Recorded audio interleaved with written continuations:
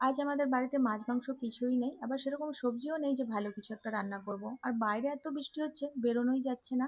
আর বৃষ্টির দিনে খেতে অনেক কিছুই ইচ্ছে করে, কিন্তু আবার বেশি কাজ করতে ভালো লাগে না, তাই খুবই সিম্পল ভাবে আজকের খাবারটা রেডি করছি।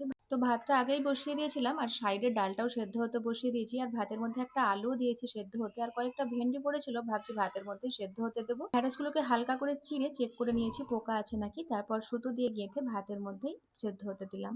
আর আমড়া দিয়ে ডাল রান্না করব, তাই কয়েকটা আমড়া ছুলে নিয়েছি। তো ডালটা সেদ্ধ হয়ে গেলে ভালো করে ঘুটে নিয়ে কেটে রাখা আমড়া, স্বাদ মতো নুন, একটু হলুদ গুঁড়ো দিয়ে মিশিয়ে সেদ্ধ হতে দেবো। আর ভাতের ফ্যান ঝরানোর আগেই ভাত থেকে ঢ্যাঁড়স আর আলুটা তুলে নিচ্ছি। আর ডালটা সেদ্ধ হয়ে গেলে কড়ার মধ্যে বেশ খানিকটা সর্ষের তেল অ্যাড করে কয়েকটা লঙ্কা ভেজে তুলে রাখলাম। ওই তেলেই একটা শুকনো লঙ্কা আর একটু সর্ষে ফোড়ন দিয়ে ডালটা সম্বুরে নিচ্ছি। 1 মিনিট ডালটা ফুটিয়ে নিলেই রেডি হয়ে যাবে। এখন ঢ্যাঁড়স আলুটাকে মেখে নিচ্ছি। তো আলু আর ঢ্যাঁড়সের মধ্যে নুন তেল অ্যাড করলাম, আর একটু পেঁয়াজ কুচিয়ে নিয়েছি। অর্ধেকটা পেঁয়াজ ঢ্যাঁড়সের মধ্যে দেবো, আর অর্ধেকটা পেঁয়াজ আলুর মধ্যে।